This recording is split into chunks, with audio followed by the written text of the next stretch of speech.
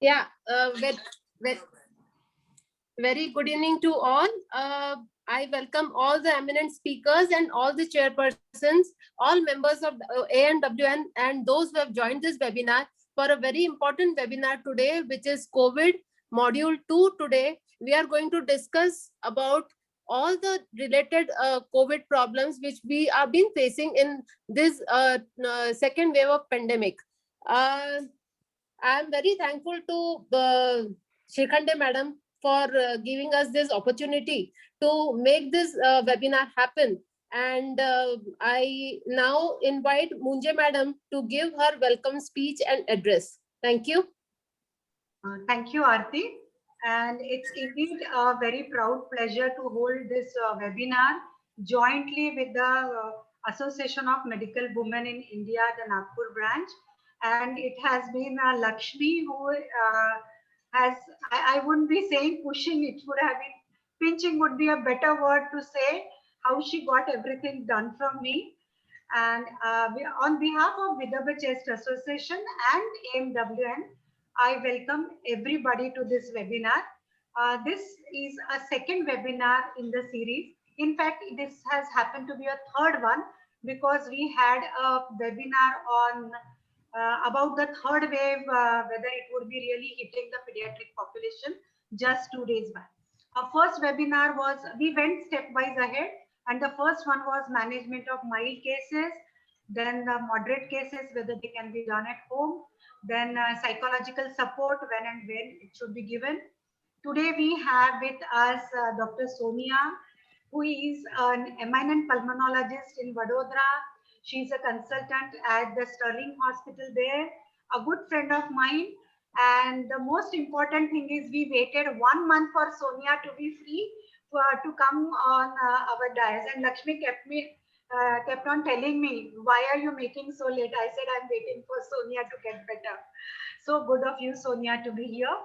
And then we have none other than our Dr. Rajesh, who will be speaking on pulmonary fibrosis, the truth or whether it's only a fear. And I'm very happy to have the youngest one. In the last webinar, we had a youngest Shivali, who gave her input on psychological support. And today we have Mrs. Singh, Miss Singh, who is a respiratory therapist and the youngest one to join our team. So Charu would be speaking on physiotherapy beyond blowing. Many people are only aware about the incentive spirometry. She would be speaking on something beyond that. We have eminent chairpersons who already have so much of experience. Dr. Devyani, who has been an intensivist in Orange City, and I remember the days when she joined there. We have Dr. Dipti Chand, and I remember she had her own protocol during H1N1 ICU management, and she is now with us. We have Sheetal with us, who has been managing these COVID cases. We have none other than Dr. Arbat sir, who would be chairing one of the sessions. We have Archana Deshpande and Meenu Ghadge or Meenakshi Ghadge. Archana has missed the bus of being a pulmonologist. Nonetheless, she is a wonderful physician. And of course, Meenakshi is there. There would be a lovely introduction later on, but I welcome you all to this webinar, and we hope to carry on this series of webinars. And with input from Sonia, perhaps the next would be lung transplant and its success amongst COVID patients. So with this, I end my welcome words and hope all of you really get a good input for carrying ahead in your practice of COVID care. Thank you.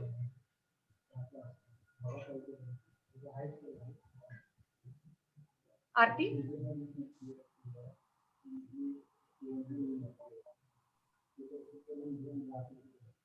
Unmute कर.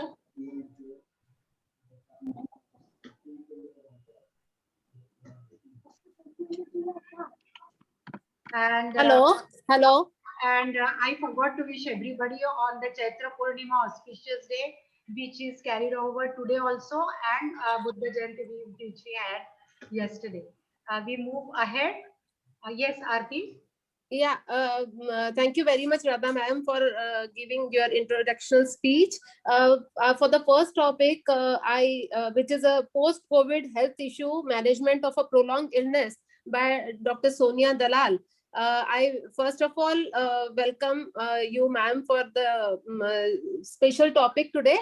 For the chairing for this session, I welcome Dr. Devyani Buche ma'am and Dr. Sheetal Sane ma'am for your special guidance and special tips to be given post COVID health issues, which is now a very important things which we need to know about how to manage this prolonged illness.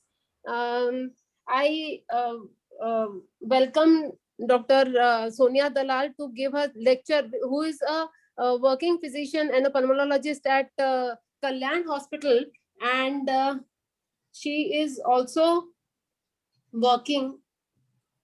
Just a minute.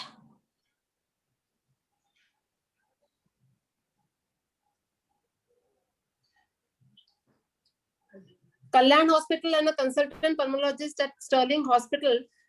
For her, this thing, she has been a primary investigator for many phase 3 trials, as well as she has worked in Hinduja Hospital and gained an experience for the same. And for her, this thing, she has got many published papers in her records. I welcome Dr. Sonia Dalal, madam, to deliver her speech. Thank you very much for the kind introduction, and a big shout of thanks to Radha, and congratulations to AWN and the Vidarbha Chest Association. Let me share my screen. Is this visible? Yes, yes. Is it visible? Am I audible?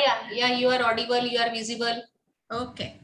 So, as I was discussing just 5 minutes back with Dr. Devyani, that this COVID is really very mysterious, and every day I am learning, and every patient is teaching me something new. So what is a post-COVID sequelae, what we now call as a long COVID, and beyond 12 weeks, what is a chronic COVID, which is what I'm going to discuss today. Sorry. Hello? Yes, you are audible. I'm not able to move my slides. Hello? Madam एक बार screen के ऊपर click करो and then it will go forward. Just एक बार. Yes, I did it. Okay. All right. Thank you. So this is not new. We all know this, that COVID-19 is caused by a novel beta coronavirus, which is the 7th in the generation. And it was declared a pandemic by WHO on March 11, 2020. So nearly more than a year in COVID, we are becoming wiser and wiser day by day, and wiser in terms of which drug to start at what time, which is very important, and how long that drug is to be given, and most importantly, which are the real drugs and what really works in COVID. It's basically used to be, we knew that it spreads by droplet, but now there are a lot of concerns about the airborne transmission as well. And it has been also established that there is a fecal-oral transmission, which has been reported, and there has been a viral isolation from the feces of some of the patients. So this is very important, the stages of COVID, which we should know that in the first week or the first 5 days will be an early stage, which is the viremic phase, where the patient would have a constitutional symptoms like cough, cold, fever, body ache, headache. It would probably then, progress to a pulmonary phase where there would be shadows on the lung. The patient would have cough. They would probably start a mild desaturation or a desaturation on a post 6-minute walk. And this would then progress to a very hyperinflammatory state, what we call as a cytokine storm. But then there is more to this. Anyone who develops or recovers from stage 1 also faces a lot of symptoms after stage 1 recovery, or after stage 2, or after an ICU. There are a lot of clinical conditions or clinical symptoms which a patient faces. So this was published by a COVID support group in a journal called Body Politic, where they created a support group for people who used to come out and say that they had a lot of symptomatic issues even after recovering from COVID, and it was named as a long COVID. And also on a social media, people started posting something like this, that day 98 of this lady is posting that after day 98, she still has some symptoms. This lady has a symptoms after day 47. So, I mean, they used to come out and say that, look, we have not completely recovered from COVID, or something is continuously lingering on after recovering from the COVID. Facebook also came up with a support program, which was a long COVID support, where they used to post something like this, that after 9 months also patient has complaints, after 283 days patient has complained, and there was a huge support group where they used to help each and every one. This was first reported in May 2020, what is a long COVID, and the most of the patients, most of the reporting was from the US, followed by the European countries. And this was according to the age group, that how many people suffered the long COVID or a post-COVID symptoms. This basically post-COVID symptom or a post-COVID sequelae or a long COVID came into picture when Paul Garner, an eminent infectious disease consultant at Liverpool, came out in this journal, where he said for 7 weeks have been through a roller coaster of ill health, extreme emotion and utter exhaustion. And then followed this concept of a long COVID. So ladies and gentlemen, as I said, I'm still learning today. So post-COVID is basically an unknown journey on a long path. And probably no one knows, not even, I'm sure Radha would also agree to that. We still have to find the light under the tunnel. We have a long way to go till we identify, treat a patient, and we have a complete set protocol for COVID as well as a post-COVID or a long COVID. So what do I mean when it is long COVID? So long COVID is person with symptoms 3 or more weeks after the COVID-19 onset. So there's a lingering of symptoms in patient. After 3 weeks, they had his first symptom of COVID-19, that is 21 days. If the symptoms persist beyond 12 weeks, it is called a chronic COVID. And so one of it is interstitial lung fibrosis, which Dr. Rajesh is going to cover up subsequently. As we all know, COVID is a systemic disorder, and it's basically a systemic inflammatory disorder rather. So it affects each and every body part. So if you look at eyes, there is impairment of retinal vascularization. Of late, we are also seeing optic neuritis. You have a nasal obstruction, you have anosmia, you have dysgeusia. There is cardiac involvement, where you see congestive cardiac failure, complete heart block. We also see myocardial infarction because of the clotting. You see renal failure. In the blood vessels, we know that this is an hypercoagulable disease, where there would be blood clots and endothelial dysfunction. It also is an inflammatory disorder, and there would be increase in inflammation related cytokines and autoantibody production. There would be sarcopenia as far as muscles are concerned, and they would probably have a long myopathy. Patient would complain of weakness for a long time. I'm sorry. Patient would also have a prolonged gastrointestinal problems.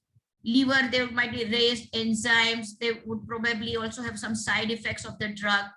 Lung has basically had the most brunt due to COVID, which starts with a pneumonia. It starts with bilateral ground glass opacities, and then eventually fibrosis. Patient would also have pulmonary hypertension or a pulmonary embolism. And brain, of course, would have a neurologic or a neuropsychiatric symptoms. So in a nutshell, COVID affects every body parts. So nearly 60 to 80% of the individuals who have recovered will have some or the other post-COVID sequelae. It would range from mild symptoms like early fatigue, body ache, loss of energy, or it would range to severe in terms of pulmonary fibrosis, oxygen requirement, cardiac abnormalities, and also a neurological abnormality. And a very important thing is a neuropsychiatric illness. This was a very nice paper out of Italy, where they said that the magnitude of the problem is pretty huge during the acute COVID also and in the post-COVID. So what they did assessment of the patients 60 days after their first symptoms, and what they saw was only 18% recovered completely from the COVID. 32% had 1 or 2 symptoms, but more than half of the patients had 3 or more symptoms, and 44% had a poor quality of life. Let us now look at the respiratory sequelae of the COVID. Recently, it was published in NHS that patient who recovers from COVID would probably have lingering respiratory symptoms in terms of chronic cough. They would probably have lung fibrosis, pulmonary vascular disease. Some people would have a bronchiectasis. And of late, what I have been seeing is patients are coming with recurrent rhinitis as well.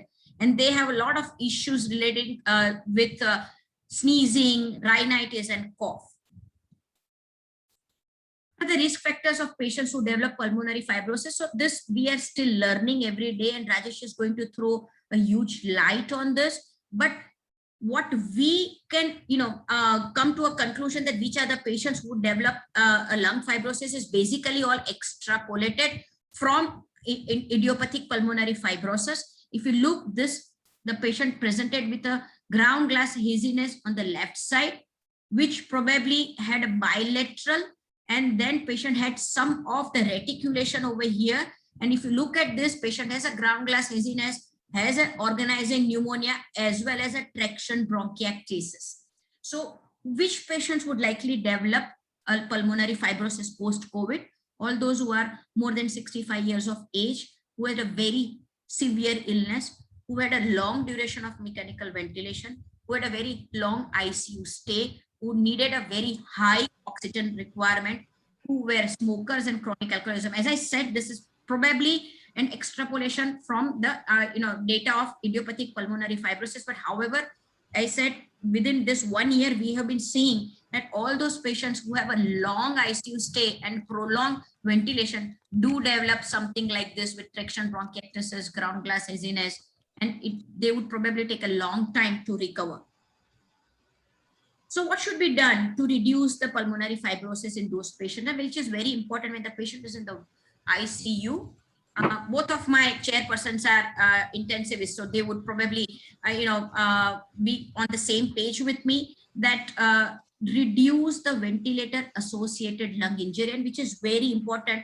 When the patient is on a ventilator, always adopt a lung protective ventilation strategy. What do I mean by that? That means low lung volume, high PEEP. That is a lung protective strategy according to the ARDS NET protocol. Education limiting exposure to the environmental factors associated with increased lung injury. Smoking cessation and regular follow-up of such patients with pulmonary function test, diffusion, that is spirometry and diffusion lung study, HRCT thorax, 6-minute walk test, and serial SpO2 measurements.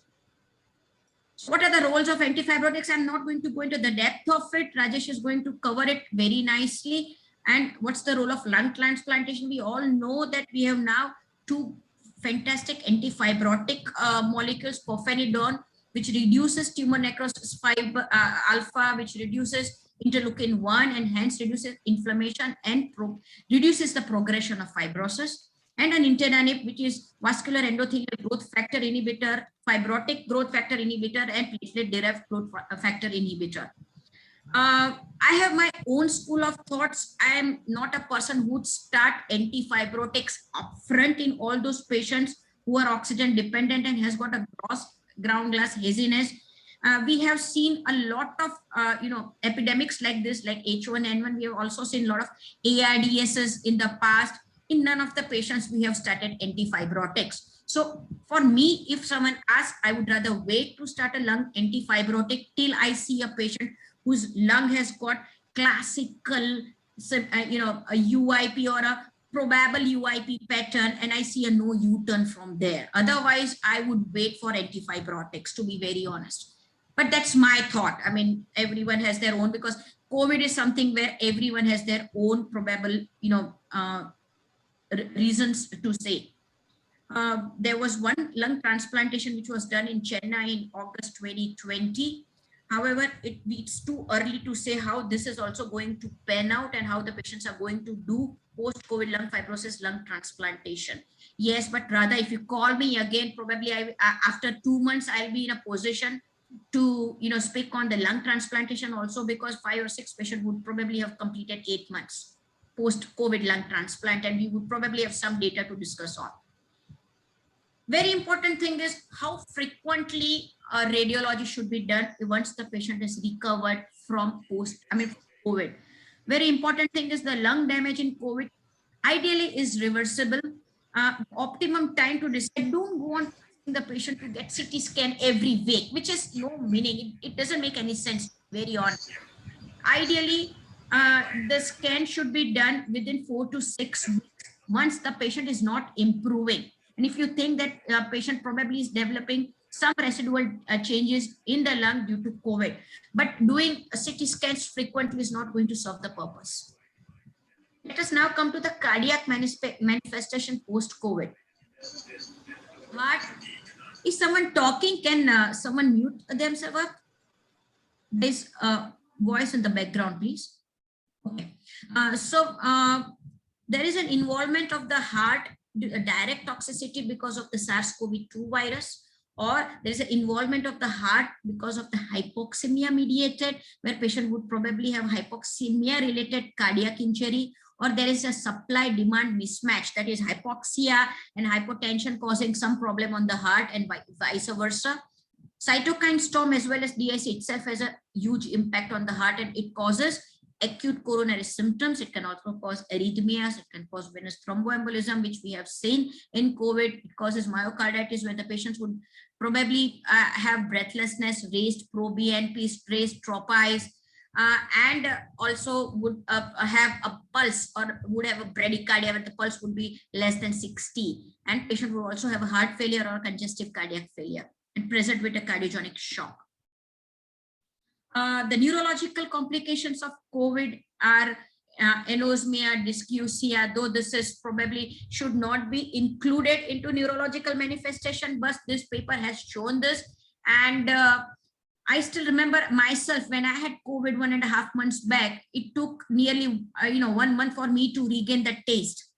And patient would complain of myalgia, myopathy, headache, and they would also have encephalopathy, stroke. We have been saying quite often these days. Patient recovers, patient is extubated, patient is out of the ICU, and call from the HDO that patient is suddenly responsive, and when we get a CT scan done, there's a stroke. They would also have encephalitis, Bell's palsy, GBS, rhabdomyolysis. So the neurological complications are headache, disorientation, poorly organized movements, ischemic strokes, clinical illness related encephalopathy, and also neuropathy. This is very important, neuropsychiatric complications, and which is now a scientific basis to it. Recurrent lockdowns, long lockdowns has a psychological, psychosocial stress, as well as the COVID itself, which involved the circumventricular organs.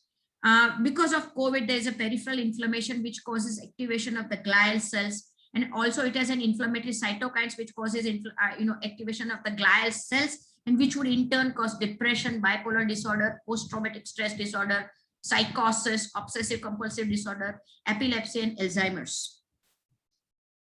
So we have post-traumatic stress disorder, depression, panic, anxiety, OCD, insomnia, sleep patterns caused by immune response to the virus itself, psychological stress, as I said, by social isolation and long lockdowns, concerns about infecting others, and stigma. There are certain vascular complications, and it is now a proven fact that there is a hypercoagulopathy in COVID, where there are a lot of emboli or a thrombus formation. Patients do have acute PE, DVT, ischemic stroke, myocardial infarctions, arterial embolism. This is one thing which I would like to stress some time upon, and what we call, and which has come up as post-intensive care syndrome. And what do I mean by that? That COVID-19 is a severe COVID-19 rather is complicated by a respiratory failure and other forms of multi-organ failure, which results in ICU admission with non-invasive ventilation or an invasive ventilation for a long time. And here the patient would develop a worsening cognitive, psychiatric, and physical function after a critical illness. And these patients are to be tended with care. They need a rehabilitation in terms of psychiatric support as well as ventilator supports and prolonged immobilization. So what do we do? What do we do for a post-COVID assessment? And this is a collage of the list, which would probably tell us that this is what you need to do once the patient recovers from COVID and walks into the OPD or does a virtual telephonic consultation. I assess the breathlessness, look at the symptoms, decide whether they need a palliative care management if they are oxygen dependent, what is the oxygen requirement, assess whether they need a rehabilitation and whether the referral is required or not, look at the psychosocial condition, look at the anxiety, fatigue, dysfunctional breathing, evaluate the cough, rule out the venous thromboembolic diseases, and also consider post-intensive care unit complications and like sarcopenia, cognitive impairment, and post-traumatic stress disorder, and address it properly. One most important thing which the youngest lady in the panel today is going to take on the rehabilitation post-COVID. So this is just one slide, my dear. Impairment most likely to occur post-COVID.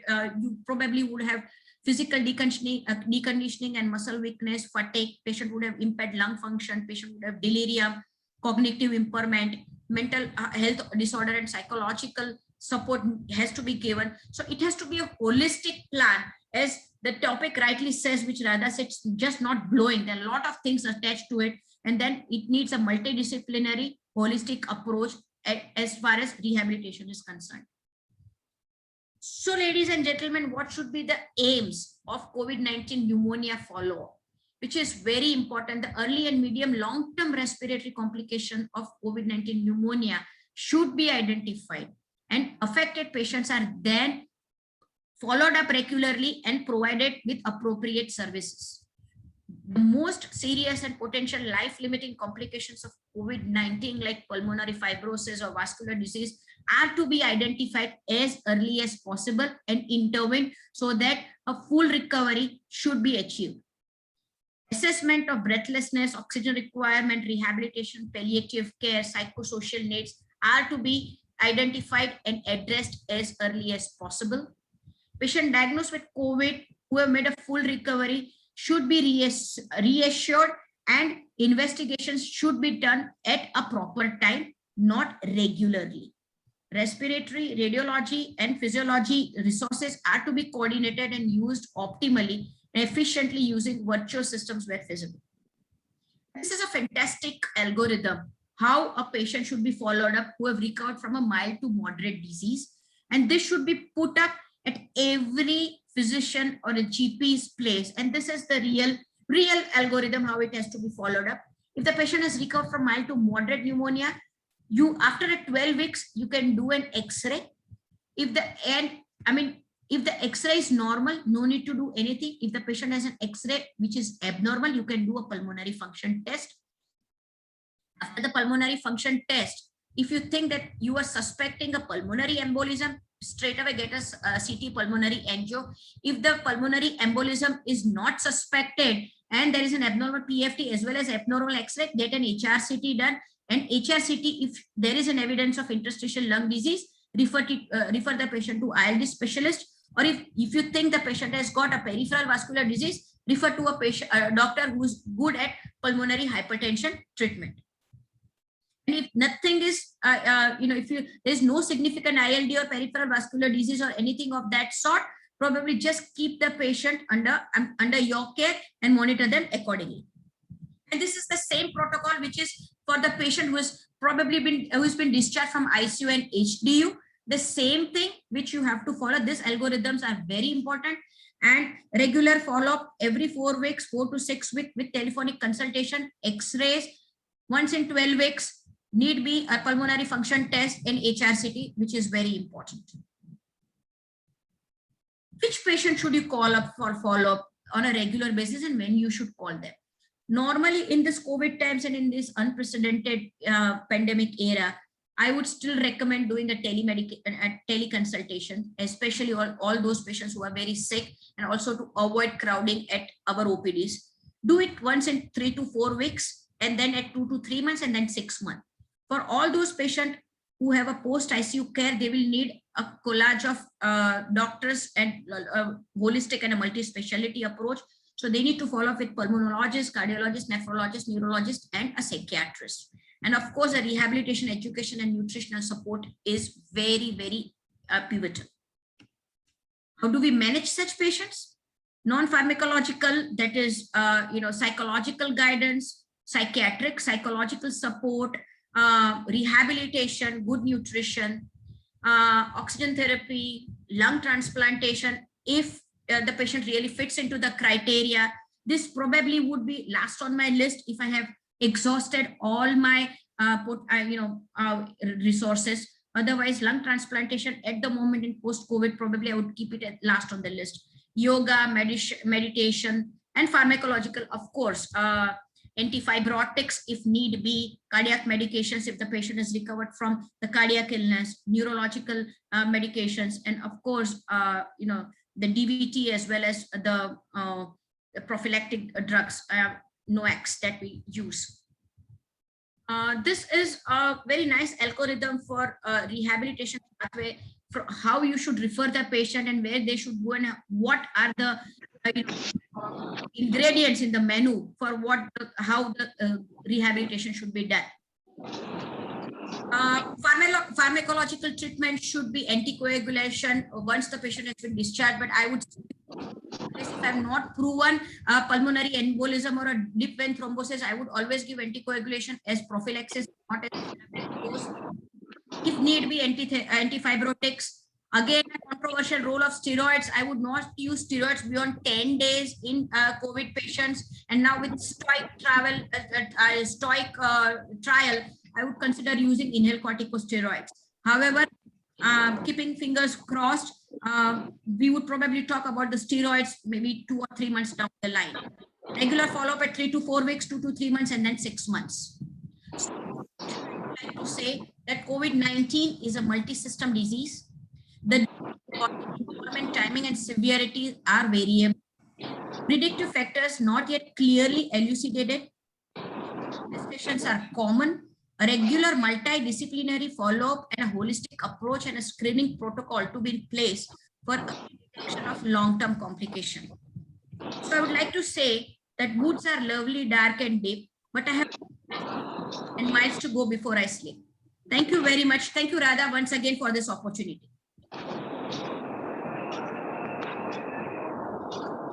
So, thank you. Hello, am I audible? Yes, Am I Radha. audible? Yeah. Yes. So thank you, Sonia. It was really a wonderful lecture on post-COVID complications.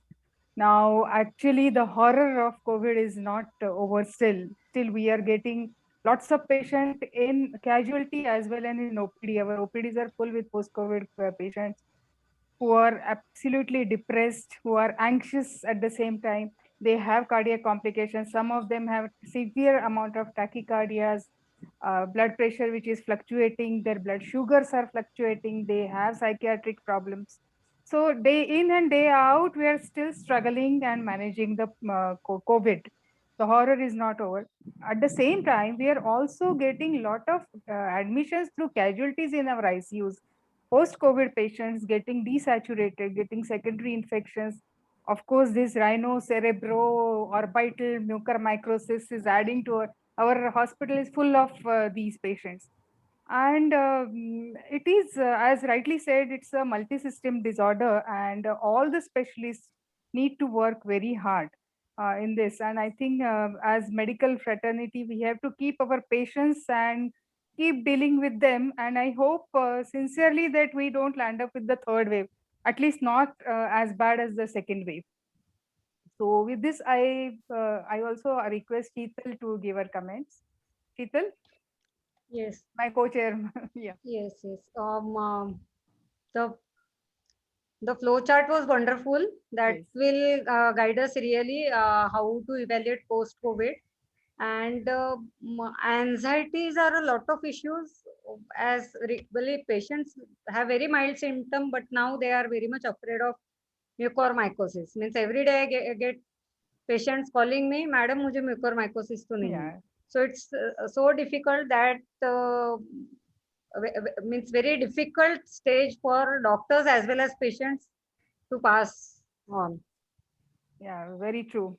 People are shit scared because of the media. They have done, I don't know, what should I say? So much So, of can I media add one exposure. point?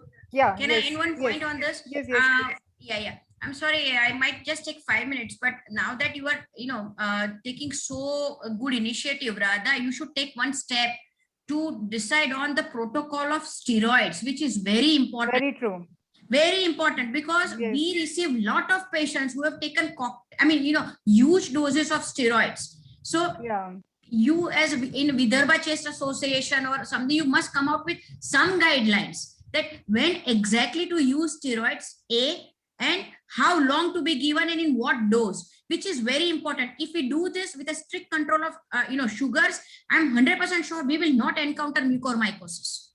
We should not, but we are not very sure whether we will I not. agree. And yeah, In my experience, what I have found is when steroids are recommended when patient goes in hypoxia, but if patient does not recover or comes out of hypoxia in spite of optimum ventilatory support and oxygen, it's the fear in the mind of the physician, and the steroids are neither stopped nor tapered. That is the thing which I have observed. Radha, one more thing. yeah, Radha, one more thing. CRP is not the marker to add steroids. Yes, yes. Very important, and this message No. should go to everyone. The moment the CRP is rising, they are adding steroids, and CRP would definitely rise in a viral illness. yes, Yes. it's a non-specific marker. Yes, in It's first week, absolutely steroids should non-specific. not be used, right? Even with a high grade fever, what they say, fever aa raha hai na, kuch aa nahi, count normal है, CRP बढ़ रहा है, यार steroid दे दो, खत्म हो गई बात. This is wrong. In fact, I feel that rather than fearing about the patient's condition and not improving, having a little more confidence in oneself in managing all other strategies, they would be definitely able to taper steroids fast and even stop them at some point. Of course, there may be few patients who may need a little bit of support, जैसा crutches लगता है चलने के लिए, a little bit of support of steroids for a little longer duration may be needed. Lakshmi, you want to say something? No. I want to ask as a layman question. Do you all specialists feel that the reason for mucormycosis is steroid only, or what we are reading in the WhatsApp and groups that it can be because of the quality of oxygen or the environment in the ICU? So I want to listen from the horse's mouth. So this is for Soni. I am just grabbing the opportunity to know the exact reason for mucormycosis. I mean, there is so much myth in the media. So, what the thing is, let us start with the COVID itself. Right? COVID itself is a ACE2 inhibitor related inflammatory disorder, Dr. Lakshmi. So what happens, that is where even the mucofungal inflammation starts. It reduces the immunity because of that, and then it causes a tendency to develop fungal infection A. B, mucorspores are already there in India in a tropical countries, which we are inhaling day out, right? So everyone will not get mucor. 3, high dose of steroids with poor control of sugars are making them more susceptible. Yeah. Right? So it's not only one thing, but that, and yes, of course, we should not blame only steroids. Poor quality of, ICU cares, poor quality of, the water which is not being replaced every day in the oxygen, circuit. So these are added features, but these are not the only features which would cause mucormycosis. But COVID itself, the inflammatory disorder itself causes, fertile ground for the fungal infections to develop, to be very honest. Everything put together. Everything put together. Can I add something? Yeah, yes, go ahead. Yeah. So we just had one symposium on Sunday as well. Yeah. So we had highlighted that steroids are not to be given in first week, number one. The steroid trial, as Dr. Just said, Dalal Madam, that we can give budesonide as an inhalational therapy if the patient has incessant cough in the first week. Steroids only to be indicated when the person gets hypoxic. The recovery trial said that steroids to be given for 5 to 10 days. 10 days of steroids need not be tapered. That Exactly. is very clear that Yeah, yeah. we tapered. If the day the patient is off oxygen, we stop the steroids. So essentially, those steroids which are given as a tapering dose is a cause for hyperglycemia, like every patient who's coming to the OPD. So this diabetes many times is not the original diabetes which they had, which has increased, but it is also a new onset of hyperglycemia which is occurring because of COVID diabetes, because of steroid-induced hyperglycemias, and of course this forms a fertile soil for mucormycosis. And another thing is that the linen which is used in the hospitals is something which carries the spores of mucormycosis. So there is not much evidence that the water bottles are responsible for the mucormycosis. It is the dirty linen, and of course it is in the air which is there, and the sugars and the steroids are a fertile soil. And there is some literature on that the new variant which we have, the 1.617, that we have it in India, this new variant has some fertile, it makes this place more fertile for some receptors in it which makes mucormycosis attached to the lungs and the sinuses and all. So the variant is catching up, because last time also the management was same in the first peak, but we hardly saw any mucor then. We saw some aspergillosis, but not mucor like we are seeing. So it's basically the mutant also which is accounting for it. So as One more regards the thing. oxygen, we are seeing patients who were never admitted. They Not still, that, yes. there are patients who were never diagnosed to have, we are doing the antibodies and then getting the clue that they had COVID. So it's not only the oxygen or the hospital admission. It is something else. The COVID itself Yeah, is making them The more mutant, prone. Here the you Yeah, local, mutant is making them more Yes. prone. Yeah. the So local reaction, the One local, more thing, Radha, one more thing. All the physicians are known to use cocktail of antibiotics. That can also cause fungal infection. Yes, that can also. I know, Antibiotics are not needed in first week of COVID. Still, we have seen patients getting meropenem and targocid. I know. yes, agreed, yes. See, the discussion yeah, but would be endless, and I'm sure it calls for another dedicated CME to talk about mucor, and we would perhaps have more evidence into the cause as well as management, and whether all operated suspected were true mucors. That also needs to be seen. Let us see what type of evidence is generated by that time. Thank you, Sonia. That was wonderful to have you with us. And there have been few questions, but I feel that all speakers must get justified time, and we'll take question answers later on. Thank you, Sonia, for making a wonderful presentation, and you have also sparked a wonderful debate, which I'm sure would carry on till we end this webinar. I think we should move ahead now, and just let me see. And after this, we all have none other. We have wonderful chairpersons with us. One is Dr. Ashok Arbut, who really needs no introduction in Nagpur as well as Central India. He has a wonderful CV, but I would only add one line, that he has been the first pulmonologist in Nagpur and Central India, and to come back from Mumbai when people did not want to come back and start something. And so he has so many firsts to his credit, that he started doing bronchoscopies, brought in a flexible bronchoscope. He offered so many free services for patients from GMC and IGMC when there were the initial days of pulmonology in Nagpur. He has very well received an award from Lokmat Business Icon, as well as one from the Singapore for Icon of Healthcare Award for Excellence in Pulmonology. He truly needs no introduction, but truly deserves all appreciation from all of us here. And our second chairperson is none other than Dr. Dipti Chand. And I was lucky to interact with Madam, and I have seen her initiative during H1N1 pandemic, and now even in COVID, she is very active and has been busy and managing the wards and ICUs. Her CV is displayed, which is wonderful.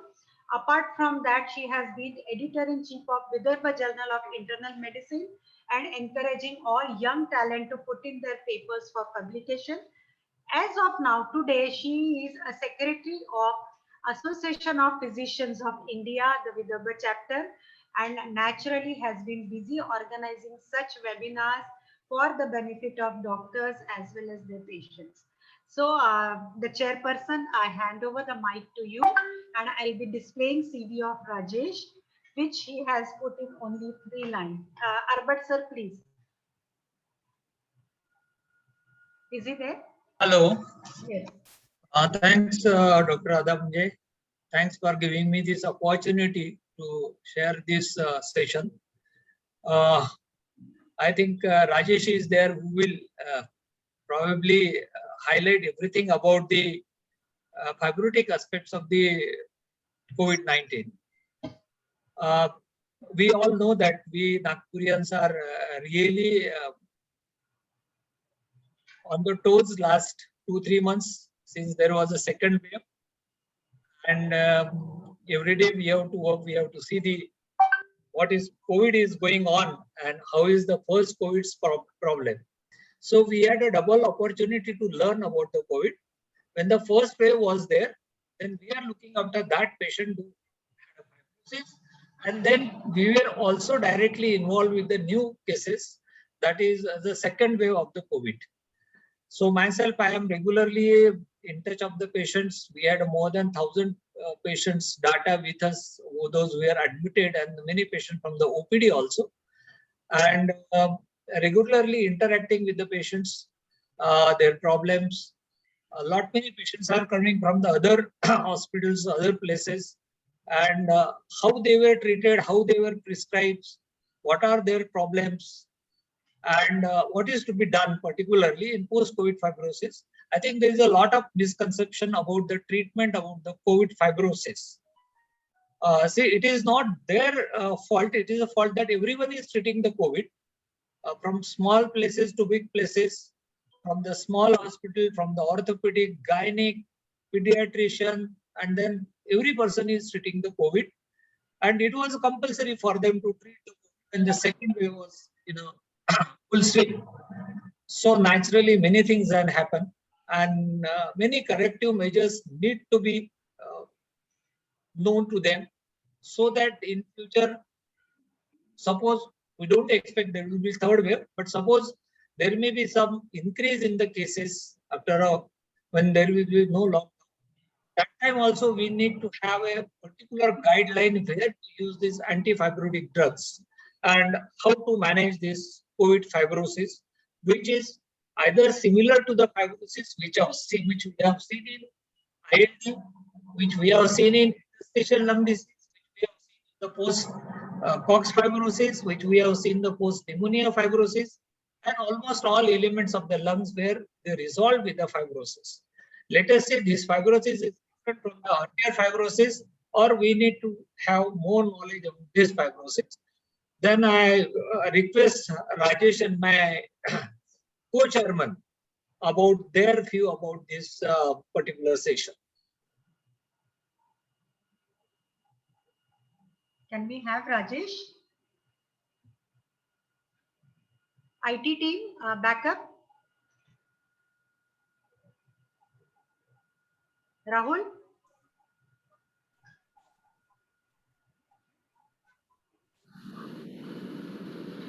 Good evening, respected chairpersons and dear audience.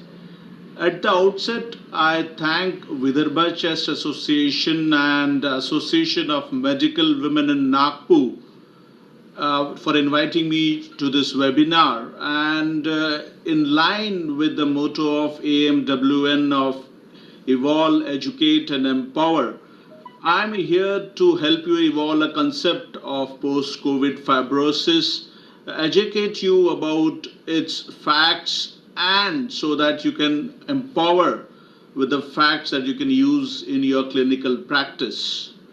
Hello friends, I am Dr. Rajesh Swarnkar, a pulmonologist in Nagpur, and I am practicing at Gatwal Hospital, Nagpur. And over the next, say 15 to 20 minutes, what I am going to tell you is about this dreaded complication which is there in our concept, and which we are facing now after treating the post-COVID scenario in Nagpur or elsewhere, is about the post-COVID lung fibrosis. And I'm going to deal with the reality versus fear that we are having. and will help you evolve a concept of clinical based evidence and what to do best in this situation. So, gaining from the past experience, we know that a small proportion of severe COVID-19 cases with acute respiratory distress syndrome continued to remain hypoxemic despite adequate treatment, and chest imaging of this subset of patients revealed fibrotic changes in the form of traction bronchiectasis, architectural distortion, and septal thickening, which was similar to the changes seen in other fibrotic lung disease that we see, like IPF. And we know from the experience that previous coronavirus outbreaks have been associated with substantial post-viral fibrosis and physiological impairment.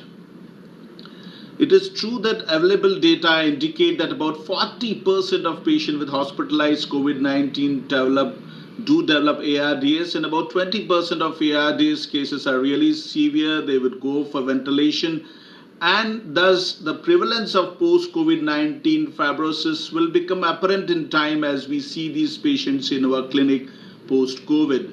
But just to tell you, the prevalence of post-COVID lung fibrosis, which has been given in this study, which has come of 159 autopsies, tells us that more severe the disease, longer the duration of this severity, more chances that you have post-COVID lung fibrosis. So it is estimated that a third of recovered patients is said to develop fiber optic abnormalities, and we have got evidence that these lungs become so bad that they had to be transplanted. And in India, we had in the first wave itself some lungs being transplanted, and we got information from this transplanted lung about the havoc that this COVID plays with the lungs eventually. And this was drawn from this explants. This is the lung which got transplanted, and our friend Dr. Apar Jindal, who is lung transplant pulmonologist, has kindly shared these slides with me. And what he said was this spongy lungs, which is a normal lung, actually become so much leathery, and you can see in this picture that it's very, very difficult to cut even also sections of the lung. So it's so hard. And when this explant section, histopathological section was taken, this is what we see, that there are viral inclusions and cytopathic changes throughout the lung. The whole slide section shows patchy fibrosis and congestion as expected. There is organizing alveolar damage with fibrosis because of infiltration of alveolar macrophages and also fibrin. We have got giant cell infiltration, which we see, and viral cytopathic pneumocyte and large nuclei that you can see. And of course, congestion is there throughout the lung. We have got abscess with acute inflammation that could be identified in this explant's lung. And of course, we know that this COVID is a thrombogenetic disease, so we do find thrombi, and of capillary fibrin thrombi is seen. And not even in the small vessels. It was intriguing to see that even there we could find thrombosis in the large vessel, truly of reflecting our observation that this is a thrombogenic disease and can cause thrombosis in small as well as larger vessels. And ultimately, any inflammation if flared up heals by fibrosis. And this is what we are seeing in some of the cases of recovered patients, that we see interstitial fibrosis as seen in this slide of explant patient. So this alarm was actually blown in this article which came in Lung India by, of course, none other than Dr. Zarir Udwadia from Hinduja Hospital, who said that this post-COVID lung fibrosis is going to be the tsunami that will follow the earthquake of COVID that we are facing, and really told us how to really go for it and also go for diagnosis. But just back to the basics, you know that why this pulmonary fibrosis happens in COVID-19 is because when this virus enters in the lung, it attaches with ACE2 receptors. There it has got replication, and this replication of virus causes our immune response to respond, and which can go haywire, as you know. Of course, sometimes, and there is also release of inflammatory biomarkers, and these biomarkers and this immune what called also regulation can cause lung fibrosis. This is the concept which is evolving. So what are the possible COVID pathways to pulmonary fibrosis? So in principle, we can divide these pathways to pulmonary fibrosis into two broad categories. So pulmonary fibrosis might develop as a direct result of the toxicity of the virus with evolution from acute lung injury, and also pulmonary fibrosis might also develop due to immune dysregulation which is triggered by the virus, which is seen in these severe COVID patients. So post-COVID lung fibrosis can follow any of these three courses if we are able to, whether it's a lung fibrosis, whether it is clot in the lung that is interpreted as fibrosis, it can resolve spontaneously over time, which is most of the time it happens between 2 to 4 to 5 months, maximum 6 months, or it can also remain static, or very few people, and it's least common, can progress. And here, these are the very subsets of cohorts of these severe COVID patients in whom there is a possible role of antifibrotics. So if I wish to try to say it in a single slide, the virus triggers autoimmunity, which is well recognized. We also know that the virus trigger ARDS is also there. But what is unique about COVID is that both these pathways are so powerfully expressed and so frequently admixed, as we saw in those explant slides. So many would like to look at early antifibrotic therapy in high-risk patients, but there is a caveat to it because these drugs are toxic.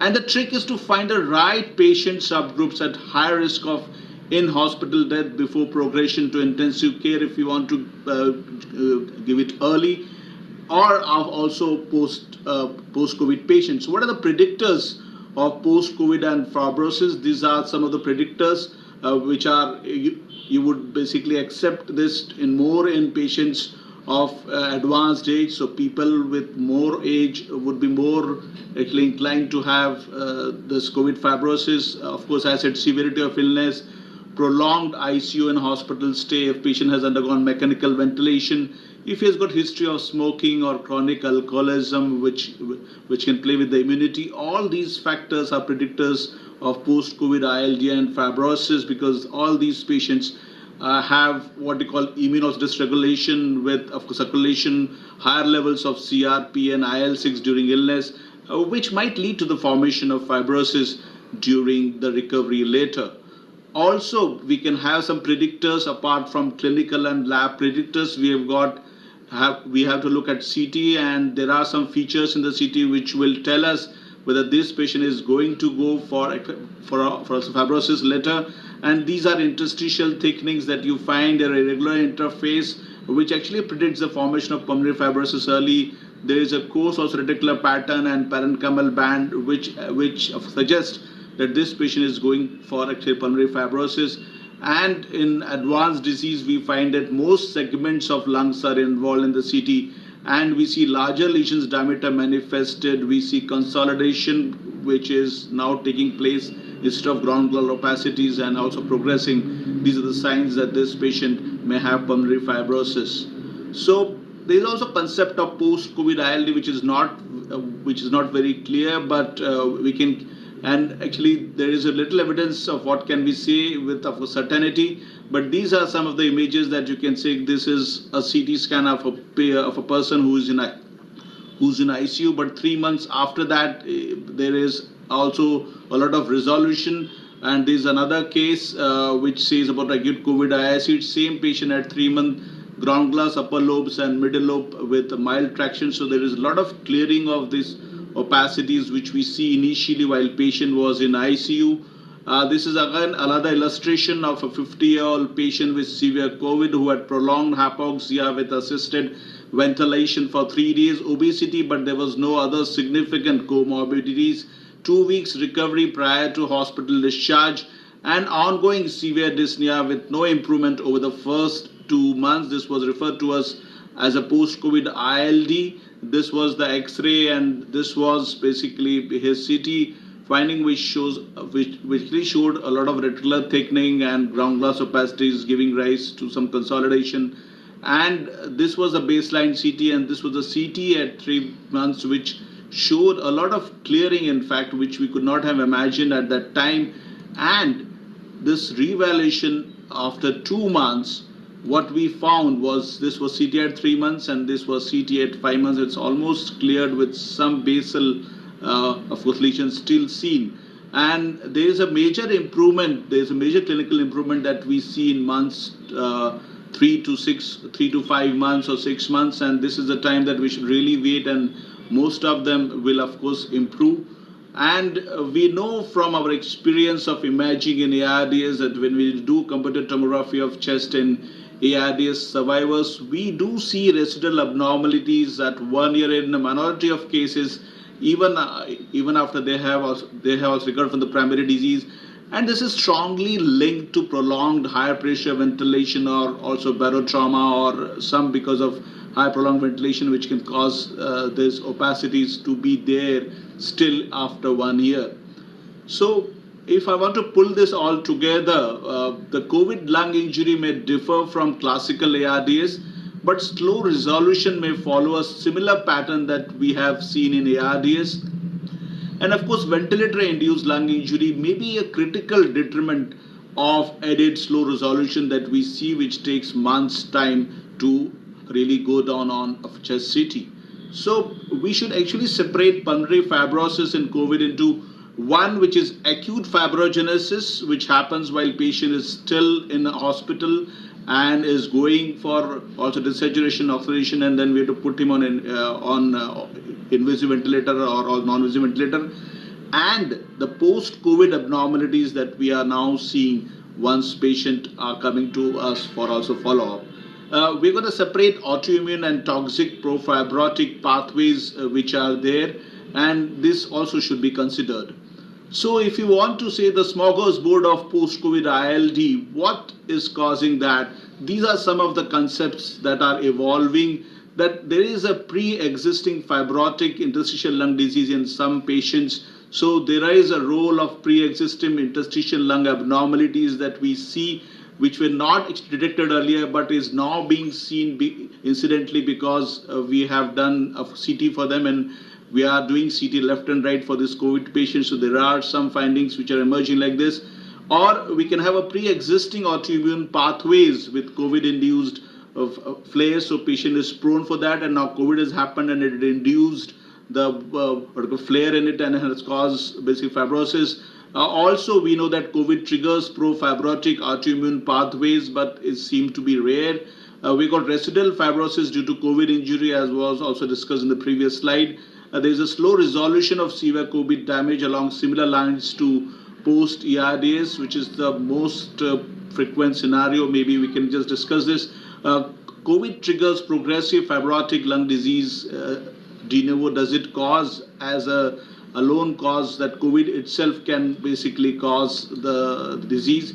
So these are the hypotheses that I suggest should be used to integrate post-COVID CT studies at 3 to 6 months. Science and data are emerging to really see why it happens, and we are not very sure of this. Why it happens that some of the persons go for post-COVID fibrosis. But the fear is large. So whenever, and as has happened in this pandemic, because the fear factor played a role in giving us what we call multi or pharmacy prescriptions, and this is one of the patient that came to us, and he came with actually vomiting and GI upset, and also with very raised also liver enzymes, and he was admitted.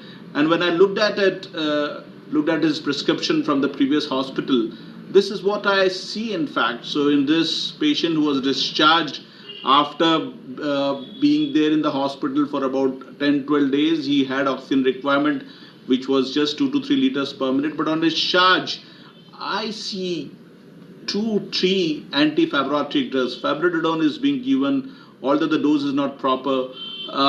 There is also nintedanib which is being used. You can also identify inhaled steroids.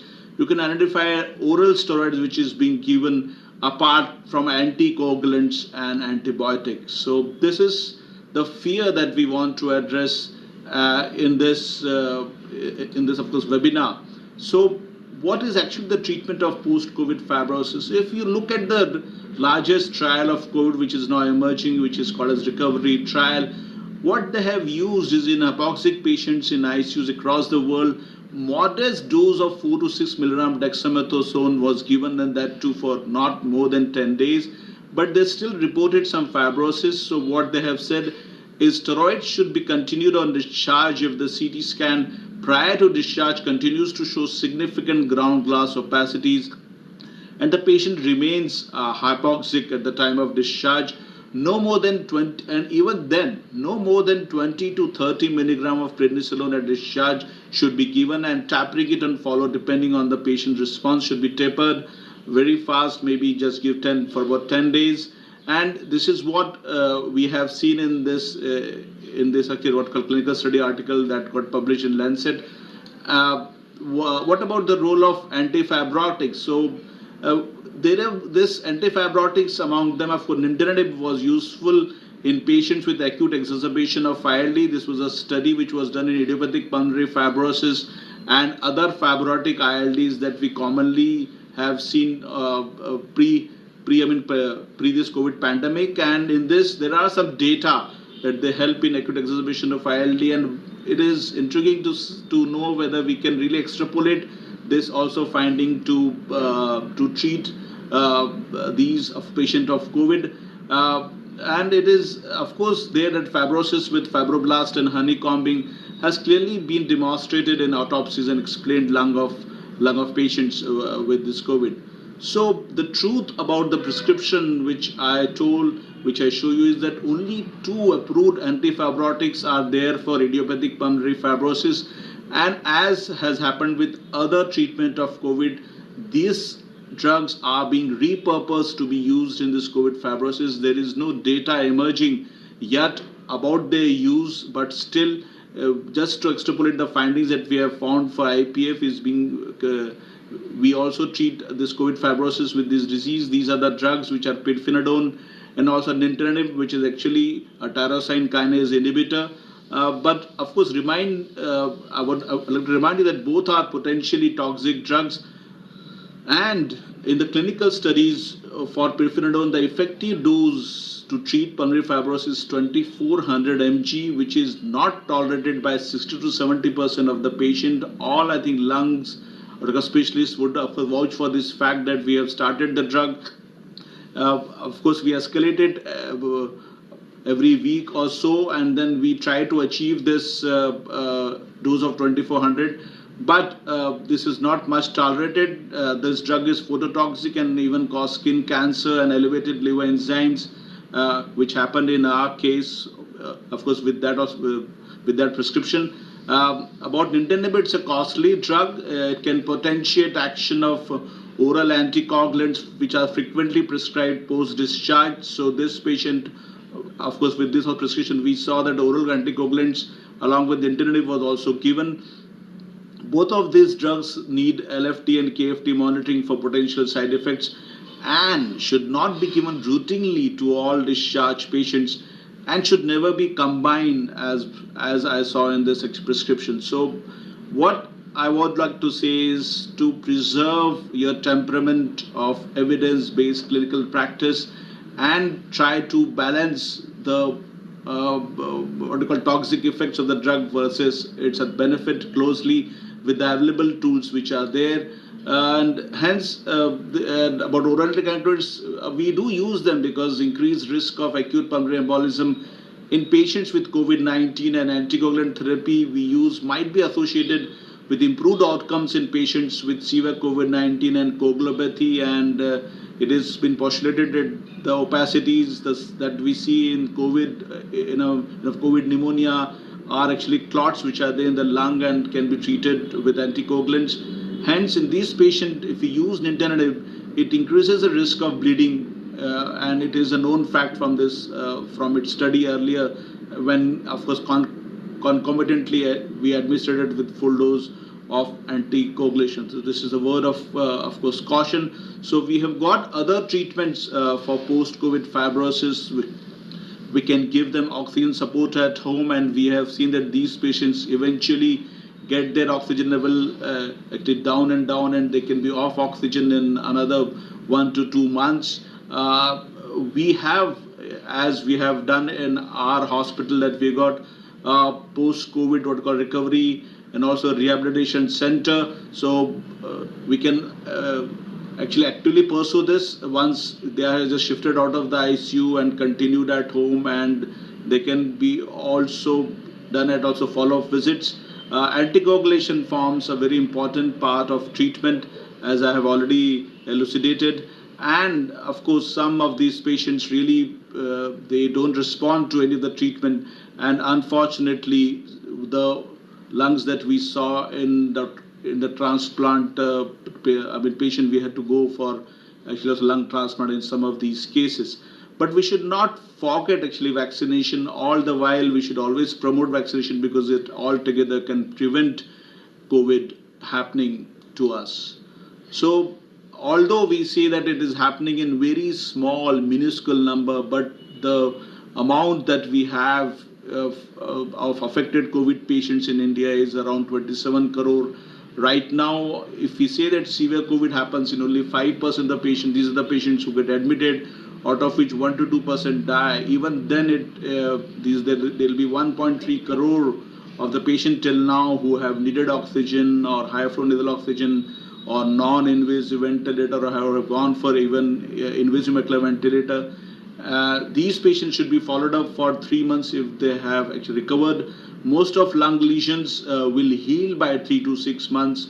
So wait, just give low dose steroids or oral anticoagulants for a while. Look for clinical signs of fibrosis. We should not forget touching the patients, and we should auscultate them at least post-COVID, and auscultate and see if there is a BioBacillus crypts, which can be a sign for developing COVID, post-COVID fibrosis. We should do a proper 6-minute walk test about 2 to 4 weeks after discharge. And when I say proper 6-minute walk test, it is not what we see is only saturation, but this proper 6-minute walk test, which of course pulmonologists will be familiar with, is a proper walk test in which we actually see how much of the distance he has walked over these 6 minutes with his own pace, and not its saturation. But of course, we do also saturation, and we see that if there is a deranged 6-minute walking distance in this patient, and also there is also a deranged saturation which is happening, these are the patients, and those patients who have got BioBacillus crypts to auscultate, they should be subjected to this diffusion capacity of lung test called as DLCO, which is a very sensitive actually test to also detect COVID, to actually detect any of the fibrosis which we have been using, which pulmonologists have been using since long. And this DLCO test, if it comes deranged, we should corroborate with, of course, CT chest findings, as I had said about the features that we find on CT chest. And then we can basically think of role of this antifibrotics. So this has been given in Lung India, of course, journal, that what to do of this whole large number of COVID-19 patients which are there. So what would be the follow-up in resource, of course, strapped countries? A 6-monthly lung function test like walk test and DLCO should be done to see if they are improving. We should also have quality of life questionnaires. Lung India suggests that it should be annual HRCT. I know you would be saying that our patients in this what we are called as resource strapped countries, people have done CTs, 3-4 CTs in just 10-12 days. So I think this is also there, which we advocated, and this should be done for all patients till clinical, physiological and radiological stability has been documented. So to summarize, post-COVID lung fibrosis is a reality which is going to be there, and we are going to see them in a long period of time after COVID, even after this COVID waves. But it is seen in very few patients who required oxygen, NIV, HFNO, or IMV and recovered. Majority of patients do not require antifibrotic and should not be prescribed to all patients on discharge out of fear, as they are potentially toxic. It requires careful selection of cases to treat by clinical radiological and lung functions like DLCO, which are gold standard for testing this fibrosis, that should be applied. A structured follow-up and plan for recovery and rehabilitation is required to prevent long-term debilitating respiratory crippling in these patients who have suffered severe COVID. Thank you for your patient listening.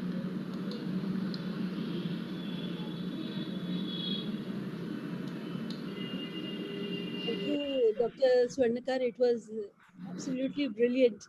The illustrations were very good. Briefing it up very well. I have a question to you. There was a symposium from the AIIMS Delhi.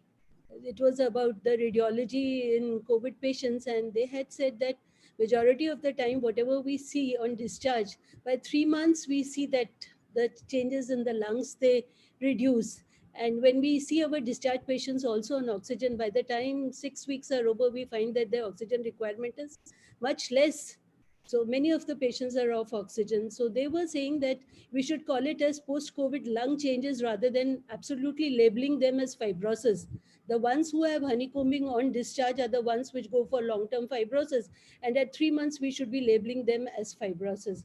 Number one. Number two is, this is one of the message from that AIIMS radiology symposium which I had attended. Another one is that in our patients, when our patients are on NIV for a prolonged period of time, which is the time, like what we could gather from your lecture is that we should wait for the antifibrotics.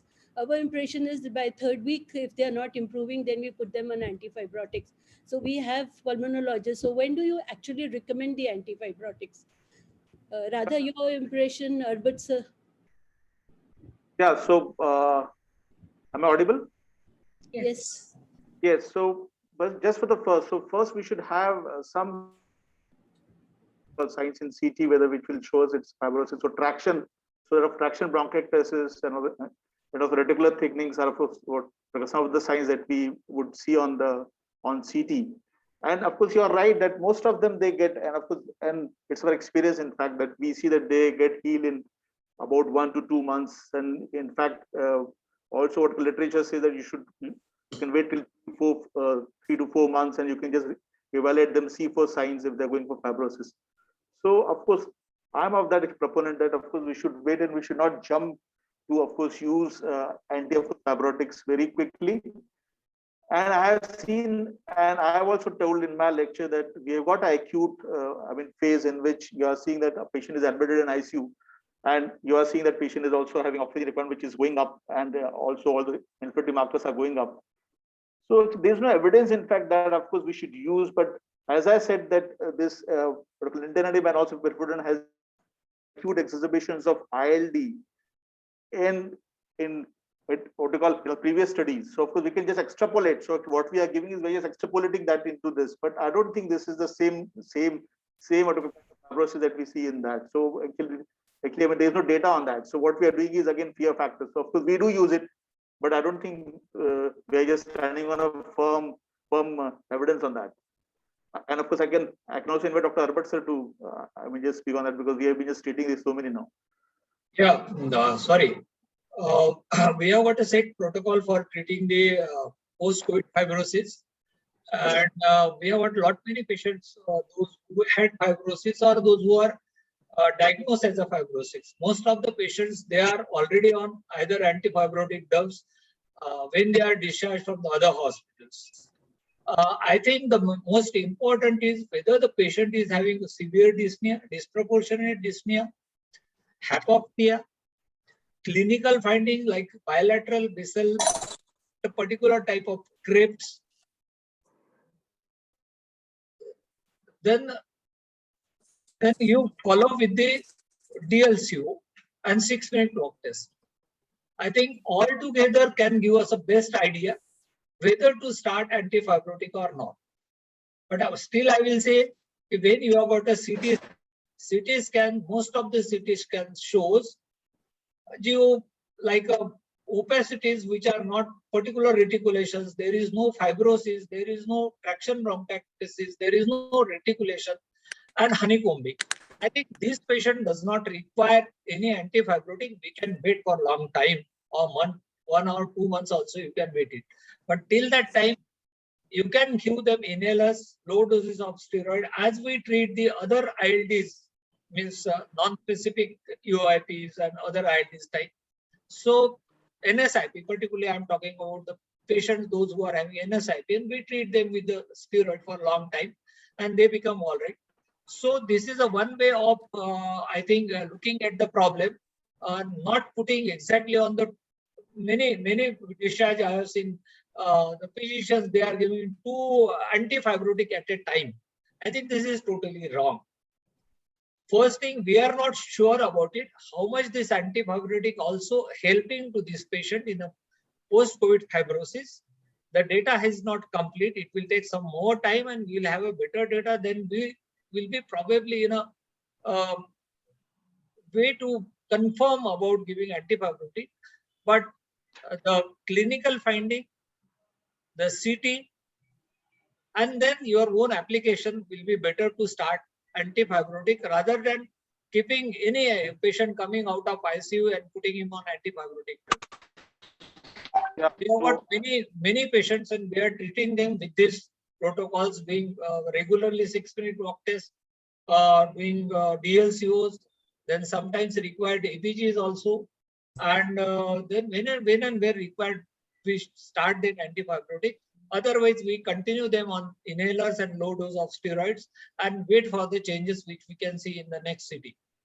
So I actually concur with Dr. Arbet, in fact, that we have seen, and in this prescription, 200 mg BD doses for the performance. So it is only for you this thing only that you are giving this dose. I mean, this is not at all required because the dose required is 2400 mg. It's not going to do anything if you're just giving 200 mg BD for a while or something like that. So it's all a waste of a drug, and also it can increase also what toxicity as we are seeing now that patients are coming with also dysregulated LFTs and all those things. So that's my point.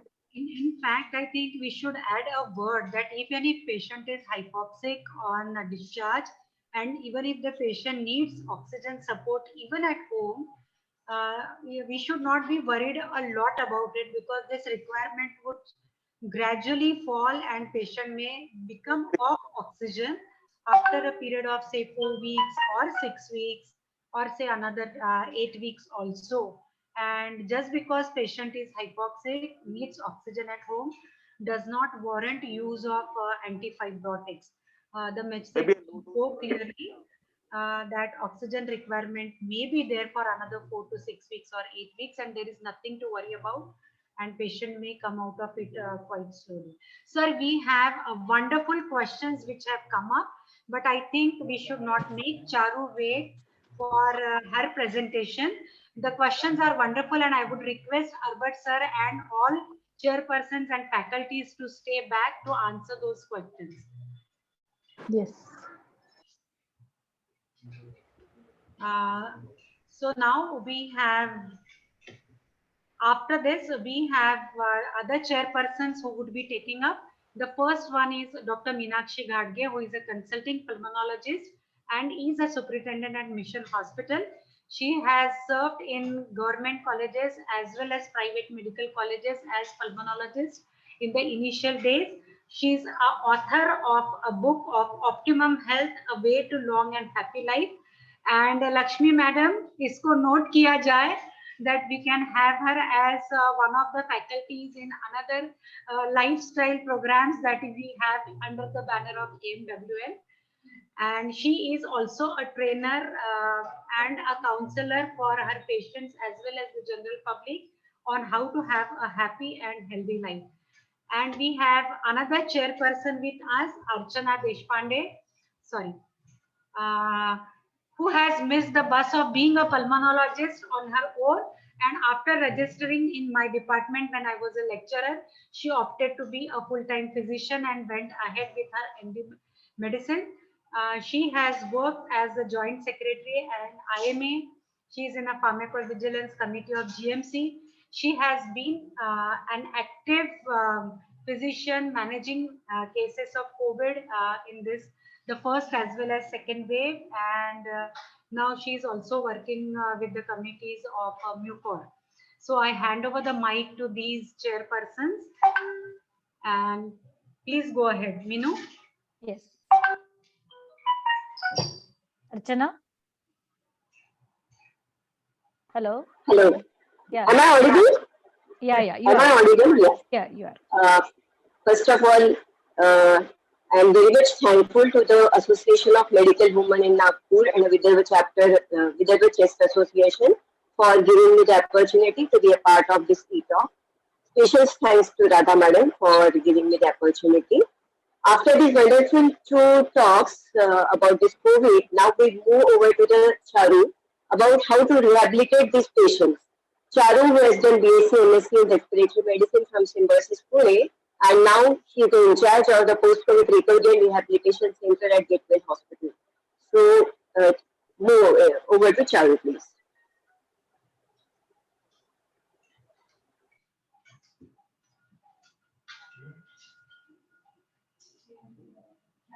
IT team.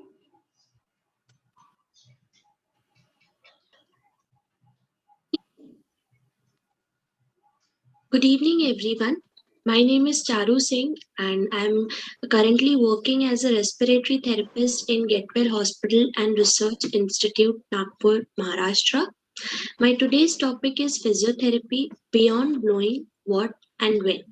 So, to start off with, countries all across the world are in various stages of the pandemic, with many countries now entering the day after COVID-19 phase. Many people who have suffered from this effect of the disease might now be at a risk of long-term impairment and disability. The extent of this impairment and disability is yet unknown, but it is clear from the early research that these patients will be in the need of rehabilitation in all phases of the disease, whether it is acute or post-acute. It has a positive effect on health outcomes of patients with severe COVID-19. Physiotherapy can also reduce ICU admission related complications such as post intensive care syndrome and ICU acquired weakness.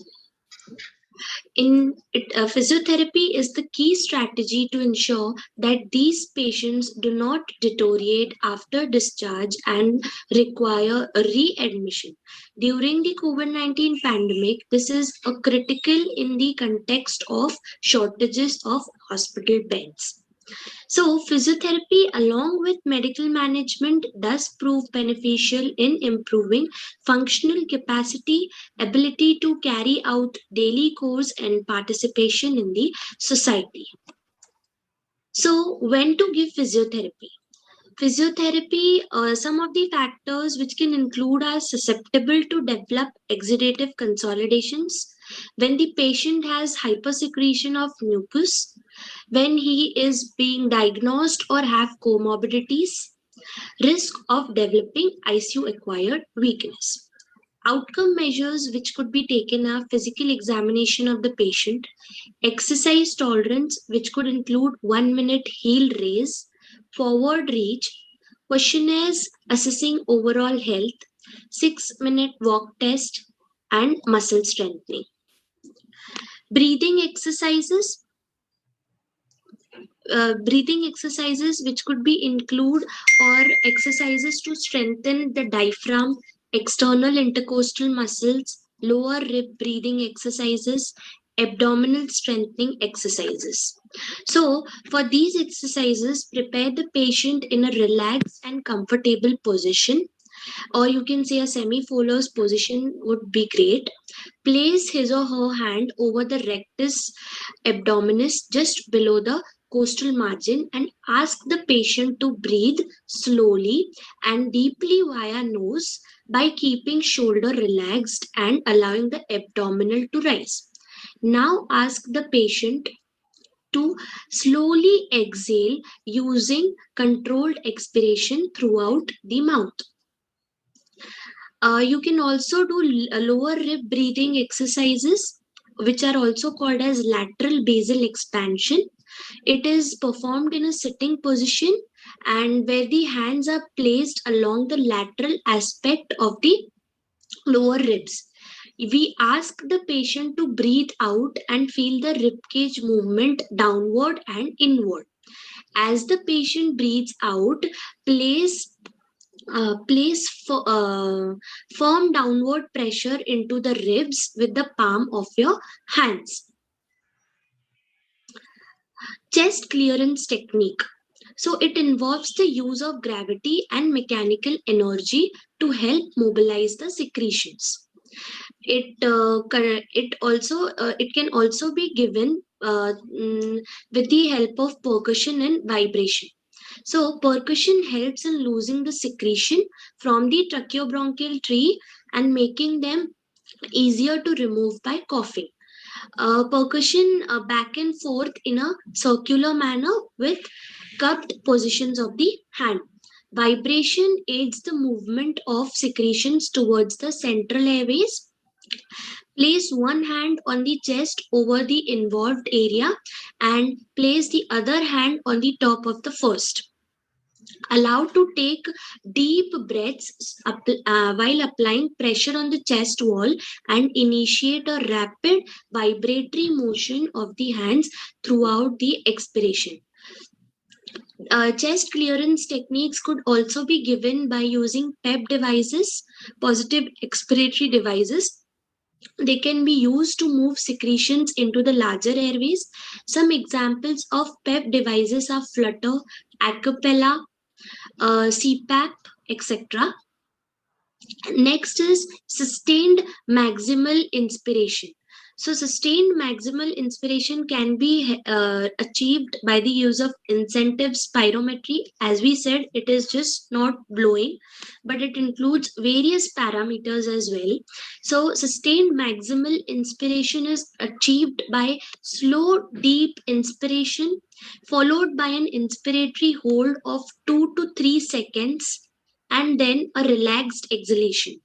Sustained maximal inspiration is designed to mimic the natural sign. Now comes the active cycle of breathing technique, ACBT. It helps to mobilize and clear the secretions and helps in loosening the secretions, thus clearing the airways and improving ventilation in the lungs. So it has three main phases: breathing control, thoracic expansion exercises, and forced expiratory technique. So in breathing control, this technique will relax the airways and relieves the wheezing and tightness around the chest or dyspnea. The patient is asked to breathe in gently through nose with closed eyes, concentrating on the breathing in, breathe out slowly through the mouth. In thoracic expansion exercise, what we do is these exercises are given to assist and improve inspiration. Next is forced expiratory technique, where the patient is allowed to perform a huff breathing followed by a pursed lip breathing control and then coughing out the secretions. Next, we can give physiotherapy by awake prone ventilation. So awake prone ventilation is given in conscious, cooperative, alert patients who can self-communicate and are able to adjust their own position with minimal assistance. It helps in recruiting the areas in the posterior part of the lung by improving the VQ ratio and thus increasing the homogeneity. Better secretion drainage is secretion drainage and reduce in atelectasis has been observed by awake prone ventilation. It can also be done with the help of vibration performed during exhalation after percussion while the patient is in awake prone ventilation. So as you know that patients who are discharged from ICU and are there on mechanical ventilation for more than 48 hours can lead into ICU acquired weakness. Okay, so mechanical ventilation leads to disuse or atrophy of disuse, atrophy, and deconditioning of patients' respiratory muscles, especially diaphragm. So all these ICU acquired weakness can be reduced by giving inspiratory muscle training, early passive mobilization, and early weaning from ventilation. It can also be given by girdle muscle exercises. As you know that early passive mobilization is a preventive measure which is taken in ICUs as well to prevent pneumonia and atelectasis, and has been helped in stabilizing the patient's condition as well. And early weaning and ventilation from mechanical ventilation is necessary, as there are many complications such as uh, ICU acquired as ICU acquired weakness is one of them. So side by side, the nutritional aspect is also necessary, and is involved in making the patient's condition stabilized. So drink lots and lots of water and stay hydrated. Increase your protein intake and eat moderate amounts of healthier fats and oils. So now we can see a case scenario where a 58-year-old diabetic mellitus patient was treated with NIV and discharged on room air after a hospital stay of 33 days. During his admissions, his D-dimer, CRP, LDH, and IL-6 were on a higher side, and his HRCT showed bilateral ground glass opacities suggestive of atypical pneumonia, and he was referred for a physiotherapy for 20 days post discharge with complaints of fatigue and dyspnea on exertion. So in this case scenario, what we can do is the patient is diagnosed with post-COVID sequel and complaining of fatigue, dyspnea, and general weakness, has associated comorbidities, and there is an increase in his LDH, CRP, and D-dimer level as well. HRCT is suggestive of post-COVID fibrotic changes in the lungs. So what we can do over here is, first we'll educate the patient about physiotherapy and the pros of physiotherapy on his COVID-19 disease, lung impairment. Then we'll teach him energy conservation exercises where he can practice yoga, meditations, and pranayam. He can also do stress relieving exercises through meditation. Counseling can be done, and breathing exercises could be advised with sustained maximal inspiration with the help of incentive spirometry. He can also be advised to do exercise on steppers and slowly increase the strength and time. And the most important is to monitor his or her health functions. So he can monitor pre exercise saturation level and post exercise, and we can also tell him to monitor his dyspnea and fatigue levels. So to conclude with, altogether, physiotherapy interventions, including mobilization, chest physiotherapy, and exercise training, could be considered both as prophylactic and therapeutic strategies for all the patients after recovery. Considering long-term sequel, most of the patients mean to continue treat in order to reduce fatigue and respiratory disorders. Because of the disabling effect of COVID-19, physiotherapy would be an inseparable part of the treatment. And as the history shows, the implementation of patients' physiotherapy during illness is as important as their rehabilitation after recovery. Thank you. Okay. Thank you, Charu. It was a very nice presentation, and you have explained very well about the management during the acute phase when the patient is admitted in ICU and after the discharge of the patient. I am very fond of giving a lifestyle management to my each and every patient because I always believe that prevention is always better than cure. I treat basically mild to moderate patients of a COVID more. So, in my experience, I have seen that almost 84% of the people do have a post-COVID symptom in the form of mild to moderate to severe. Now, everyone require a separate program, as Madam Sonia has said earlier, that it is a multidisciplinary action for when teamwork, when we actually treat the patient of COVID, post-COVID patient also. So, as you have specified, I truly believe that this chest physiotherapy will help us to have a lung expansion in a better way. It strengthens the respiratory muscles and it actually helps to loosen and easy drainage of the passage of the mucus. And along with that, as you have specified, we have to plan a program for every patient according to the strength of the patient. Not be a generalized message to everyone, as you have specified very clearly, as you are in your case scenario. So we have to plan. Someone is talking in the background. Can you just mute the thing? Yes, thanks. So we have to plan the program for the patient according to his age, according to his illness, and according to his willingness to do the exercise. You have to take the patient through that process so that he will start modifying his lifestyle management. And that includes a proper diet. As Charu has specified, you have to really plan, you have to advise them. You have to ask them to do increasing strengthening and intensity exercise gradually, and have to ask them to keep a watch on their weight gain, because in this particular thing we have seen that the patient have received lot of steroids because they are admitted in ICU, they are pampered too much at home, so they are gaining weight also. So that is adding to the additional problem of hypertension control and diabetes control, other things.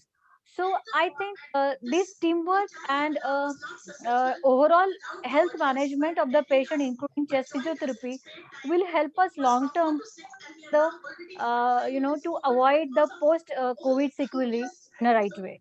That is what is my thought. It was wonderful. We have questions coming up. Arti, can you see the questions in the chat? Yeah, ma'am. I do. I have seen the questions. Now, some The questions, Arti. actually some disturbance is there. Some Everybody, please mute the mic. mute. Yeah. And put it on only when you are answering the question. Arti, we should not take up questions on Mucor, and we'll try to have another CLE lister on. You can start with Rajeshri's question and anybody of the panelists, including Devayani if she's around, or you can answer the question. Please start. Okay, this is a question from Dr. Rajeshri Khoth. She wants to know, okay, is there more the area of consolidation, more chances of fibrosis, and can the degree of lung involvement serve as a guide for starting the antifibrotics? So I think Dr. Rajesh will be a better person to answer this question. I think Rajesh has already answered it. Rajesh? Somebody is there who is actually, there is a lot of voice. Yes, key features whether actually fibrosis. Dr. Rajesh, your voice is not very clear.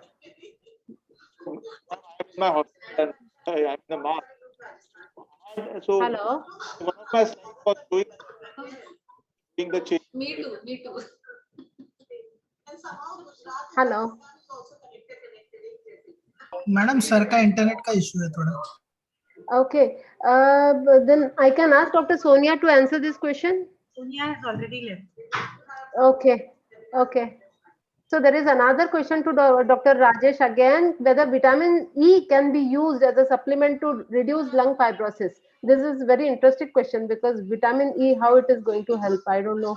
Yeah, so everything under the sun. So everything under the sun has been for COVID, and we are trying because we don't have any evidence. So today I educated from the WhatsApp University about drug. I don't know anything about that.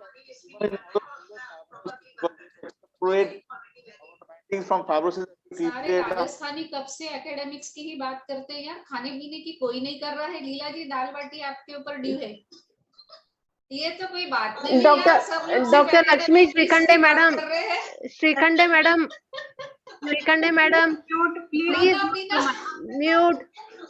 I have been calling. Shrikhande madam, yeah, you just call her to mute her. IT team, please mute Lakshmi madam.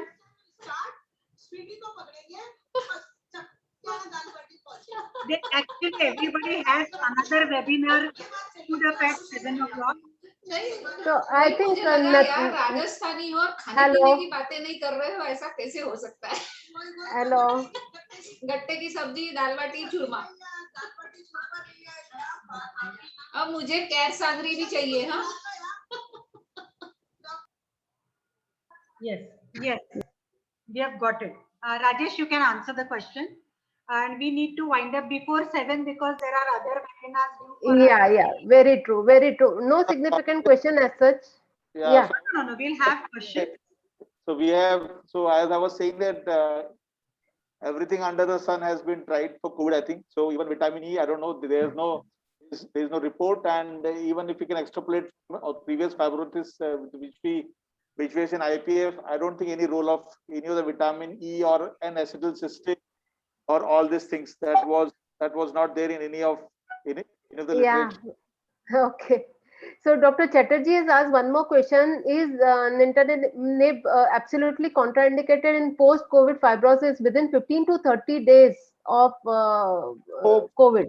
Yeah. So all films that I had shown, which got cured or also which got also basically in about 4 to 5, none of them had got any anti-fibrotic. Only what they gave was actually just low dose steroids for a while and oral anticoagulants.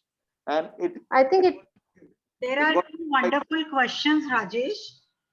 One is the fatigue, breathlessness, and low-grade fever has continued after 7 months in a follow-up case who has comorbidities of DM, hypertension, and coronary artery disease. That's one. And secondly, one question has come up from this was from Dr. Jarat from Jaipur, and Deepika has asked from Hyderabad a very practical question that if a patient needs 10-liter oxygen concentrator but it's not available, can we use 2 5-liter oxygen concentrators with double nasal cannulas? Can we connect it to a single patient? Please let me know. So it has been tried, in fact, that if there is no 10-liter concentration, even one NIV has been tried to two of the person by, I think, some circuit. Even whenever there was also scarcity of ventilator, it was tried. So I don't think there is any problem in that. Only thing is you should remember that purity of this oxygen concentrator, this oxygen is only 80% when we give it for the cylinder. It is 100% purity. So of course you would feel the difference. Another question was about antifibrotics in acute. What I forgot. Yeah. It should be given 15 to 30 days of COVID, whether it can be given. So I was also interacting with, of course, few of my friends who are in UK and all, and I just told him, because he said to me that there was actually a patient who was there with us for about 72 days on invasive and ventilation, and then he also is improved and he also went back to home.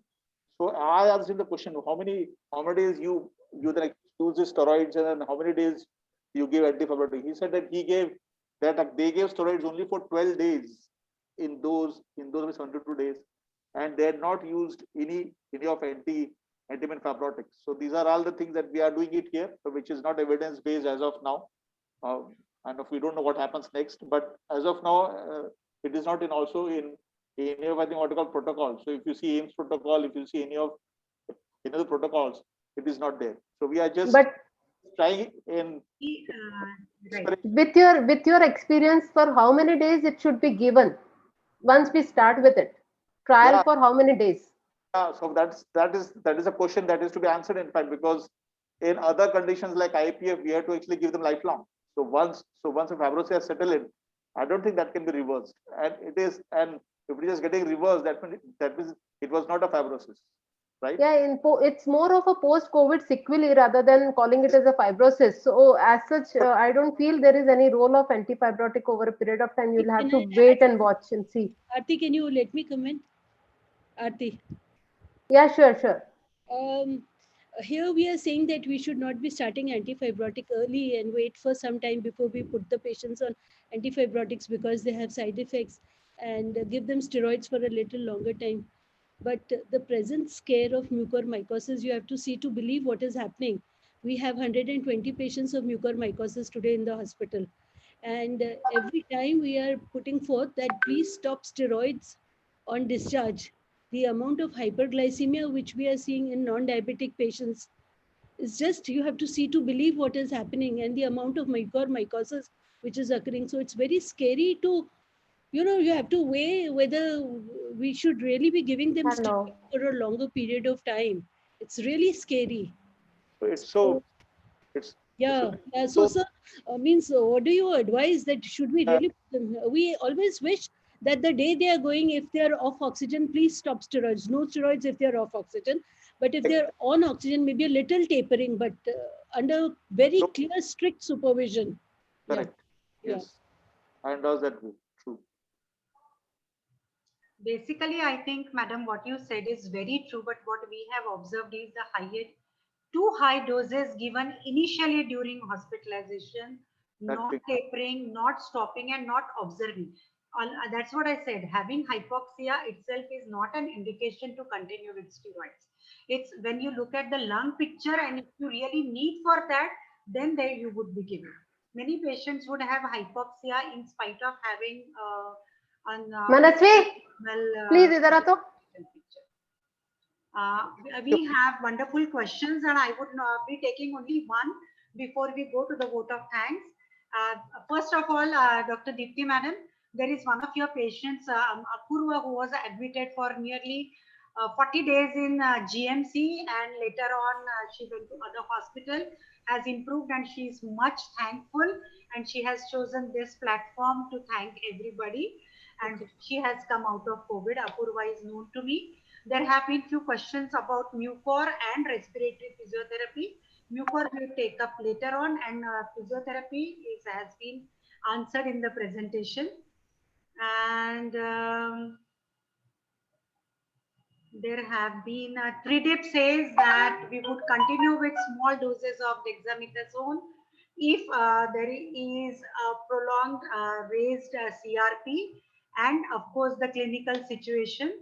And we have had wonderful remarks from Mandwa, Bangalore, Delhi, Mumbai, Jaipur.